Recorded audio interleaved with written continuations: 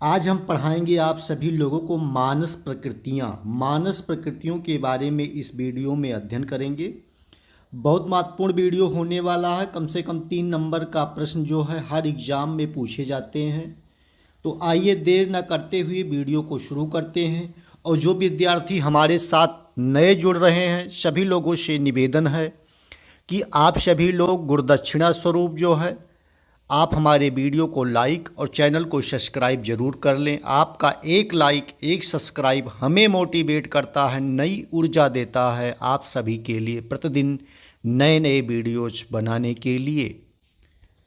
मानस प्रकृतियाँ कौन कौन सी हैं? मन की प्रकृति त्रिगुणात्मक होती है। मन की प्रकृति क्या होती है? त्रिगुणात्मक। मानसिक प्रकृतियों के प्रकार 3 हैं: सात्विक प्रकृति, राजस प्रकृति व तामस प्रकृति। सात्विक प्रकृति, राजस प्रकृति व तामस प्रकृति है। पहली है सात्विक प्रकृति, ये होती है उत्तम। दूसरी है राजस प्रकृति, ये होती है मध्यम। और तीसरी है तामस प्रकृति, ये होती है हीन। और सात्विक प्रकृतियां जो हैं 7 बताई गई हैं। राजस प्रकृतियों की संख्या 8 बताया गया है आयुर्वेद के ग्रंथों में। सात्विक की 7, सात्विक 7 से सात्विक, 7 से 7 है, राज से राजस, और 8 प्रकृति हैं। तामस प्रकृतियां 3 बताई गई हैं। मानस प्रकृतियों का वर्णन चरक शरीर स्थान अध्याय 4 में तथा सुश्रुत शरीर स्थान अध्याय 4 में किया गया है। मानस प्रकृतियों का वर्णन जो है चरक संहिता में अध्याय 4 में और सुश्रुत संहिता में अध्याय 4 में किया गया है। सात्विक प्रकृतियां कितनी हैं? 7 हैं। तो इसमें ब्रह्म है, सत्व है, महेंद्र है, इंद्र है, इंद्र सत्व है, वारुण सत्व है, कुबेर सत्व है, गंधर्व सत्व है, यम सत्व है और अर्श सत्व है। ये चीज़ें इसमें जो है बाहर निकल के आई हैं। राजस प्रकृतियाँ 8 हैं। इसमें जो है असुर सत्व है, सर्प सत्व है, शाकुन सत्व है, राक्षस सत्व है, पैशाच सत्व है और प्रेत सत्व है। ये चीज़ें इसमें जो है स्पष्ट की गई हैं। आगे देख लेंगे तो आगे इसमें दिया गया है तामस प्रकृतियाँ जो 3 बताई गई हैं। इसमें है पाशो, मत्स्य सत्य व वनपास्त सत्य। ये चीज़ें इसमें जो है स्पष्ट किया गया है। बहुत महत्वपूर्ण टॉपिक है, सभी लोग इसको पुनः एक बार देख लेंगे। उसके आगे हम चलते हैं तो इसमें देखेंगे सन्निपात के बारे में, धातु निर्माण तथा पोषण कर्म के बारे में इसमें पढ़ेंगे। तो इसमें है क्षीर दधि न्याय, केदारी कुल्या न्याय। तो ये चीज़ें इसमें पढ़ेंगे। अब इसमें है क्षीर दधि न्याय में इसे कर्म परिमाण पक्ष या सर्व आत्मा परिमाण पक्ष भी कहते हैं। इसे क्या कहते हैं? इसे कर्म परिमाण पक्ष या सर्वात्मा परिमाण पक्ष भी कहते हैं। आगे देखेंगे रस से रक्त। रस से क्या होता है? रस से रक्त, रक्त से मांस, मांस से मेद, मेद से अस्थि, अस्थि से मज्जा और मज्जा से शुक्र, शुक्र से गर्भ की उत्पत्ति होती है। रस से रक्त का निर्माण होगा। रस से रक्त, रस से रक्त, रक्त से मांस, मांस से मेद, मेद से अस्थि, अस्थि से मज्जा, मज्जा से शुक्र, शुक्र से गर्भ की उत्पत्ति होती है। ये बात आप सभी लोग नोट कर लेंगे, जबान पे रट लेंगे, बहुत महत्वपूर्ण होता है। उपधातु चरक के अनुसार तो इसमें है रस, स्तन्य व आर्तों के बारे में इसमें है उपधातुएं, और रक्त कंडिका कंडराएं व तथा शिराएं हैं। इसमें ये चीज़ें आपको देखने को मिलेंगी। मांस, रस तथा छा त्वचाएँ हैं, क्या हैं? और मेद स्नायु है। उसके बाद में देखेंगे मलों की उत्पत्ति आचार्य चरक के अनुसार। मलों की उत्पत्ति की चरक अनुसार क्या है?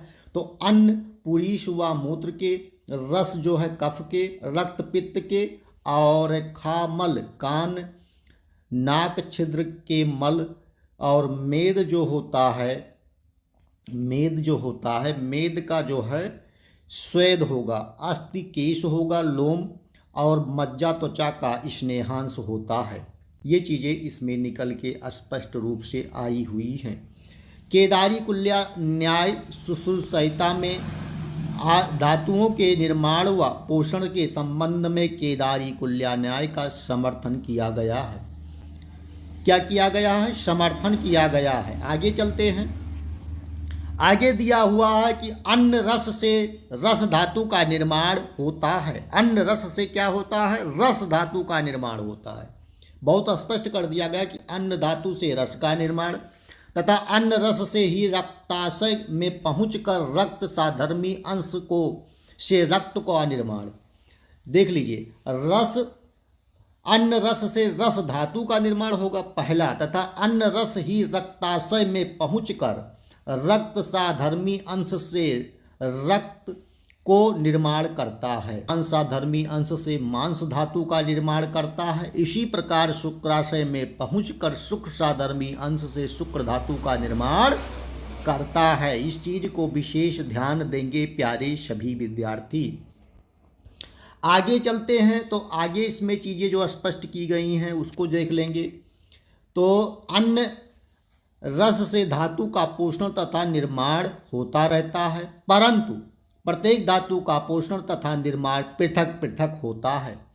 जैसे प्रत्येक कपोत का अपने घर पर ही लौटने का मार्ग पृथक पृथक होता है, जो धातु जितनी दूर से होगी उसका निर्माण व पोषण सामग्री पहुंचाने में उतना ही अधिक समय लगेगा। ये चीज़ें इम्पोर्टेंट हैं, सभी लोग इसको याद करेंगे।